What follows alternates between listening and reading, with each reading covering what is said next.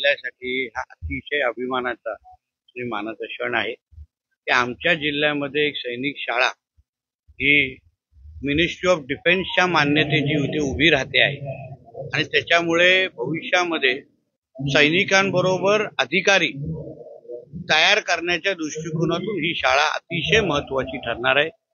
आमचे अच्युत भोसलेजी आणि त्यांची पूर्ण टीम आतापर्यंत ही शैक्षणिक संस्था अतिशय पारदर्शक पद्धतीने आणि प्रभावी पद्धतीने चालवत आहे।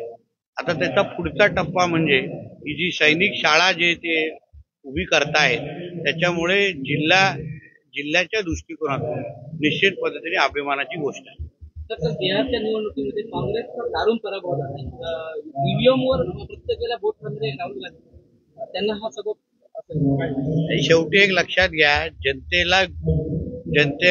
जनतेशी कुठल्याही पद्धतीची नाळ नसणारे आणि आता तर मी ऐकलं ते बाहेरगावी आहेत, म्हणजे मुळामध्ये ते आपल्या देशासाठी एक पर्यटक आहेत जे काही 10-15 दिवसच आमच्या देशामध्ये येतात, देशाची बदनामी करतात आणि मग परत एकदा परदेशात निघून जातात। अशा लोकांना जे पार्ट टाइम पॉलिटिशियन आहेत, जे पार्ट टाइम म्हणजे 100% त्यांना भारतीय पण म्हणायचं का हाही आता प्रश्नचिन्ह आहे, अशा लोकांना परत एकदा बिहारच्या जनतेने नाकारलेलं आहे।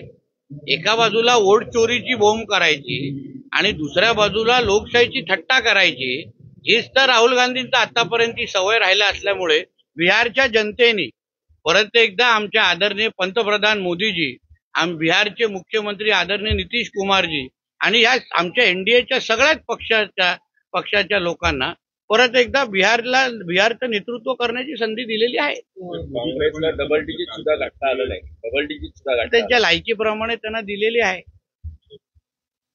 त्यांना जेवढे त्यांना द्यायला पाहिजे ते पण मला असं वाटतं 6 जरा जास्त आहेत। त्यांना 0 मिळाला असतं तर अतिशय योग्य आकडा त्यांच्या समोर लागला असतं।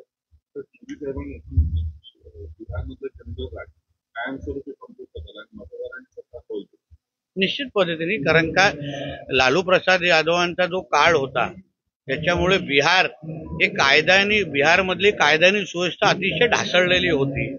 एक दिवसामध्ये निघालेली आमची बहीण परत घरात सुरक्षित येईल का, हा फार मोठा प्रश्न तेव्हा बिहारमध्ये विचारला जायचा। पण आदरणीय नितीश कुमारजी आणि भारतीय जनता पक्षाच्या बिहारच्या सरकारने जो काही प्रामुख्याने माता भगिनींमध्ये जो काही विश्वासार्हता निर्माण केलेली आहे, त्यांच्यासाठी विविध योजना आणलेल्या आहेत, त्याचाच परिणाम तुम्हाला त्याचाच प्रतिबिंब निकालामध्ये तुम्हाला दिसत आहे। काँग्रेसने काल संस्थेबाबत केलं की त्यांचा दर्जा नसल्यामुळे तिथे आम्ही त्यांच्याबद्दल जाणार नाही आणि मुंबई सोबळाचा नारा। एक लक्षात घ्या, कोण कोणाचा दर्जा ठरवतो। आता काँग्रेस आणि मनसेनं अगर आपला दर्जा ठरवण्याची भाषा करत असतील तर लांबून हसणंच बरोबर आहे। आणि काँग्रेसला हिंमत असेल तर त्यांनी मुंबईमध्ये स्वबळावर दाखवावं ना, दाखवावं। नुसतं सुख्या धमक्या देतात हो। एक विजय वडेट्टीवार असं बोलणार, मग लगेच वर्षाताई दुसरं बोलणार, मग वरतून असलम शेख काहीतरी तिसरं बोलणार। हे सगळं शेवटी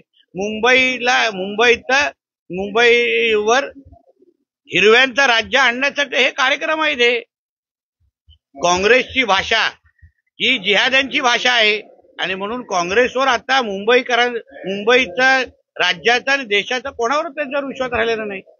शरद पवार साहेबांनी आपल्या कार्यकर्त्यांना परिवर्तनाने आदेश दिले पुन्हा युती आघाडी काही करा, कोणावर पण त्यासाठी नवळ काय, ते पवार साहेबांच्या विषयावर मी जास्त बोलायला नाही। ठीक आहे, येऊ असे या सगळ्या बाबतीमध्ये बोला।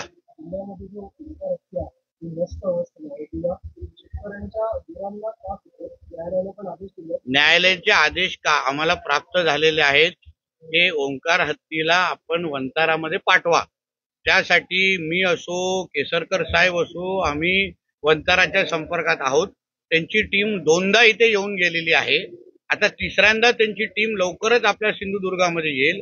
कोर्टाने आता जेव्हा स्पष्ट आदेश दिल्यानंतर लवकरच आपण वंताराच्या माध्यमातून ओंकार हत्तीला आपण वंतारामध्ये पाठवून सुरक्षित जागे पाठवू आणि जेणेकरून जो काय हा जनसामान्यामध्ये जो काय त्रास लोकांना जो होतोय भीतीचं वातावरण आहे ते संपुष्टात. थँक्यू.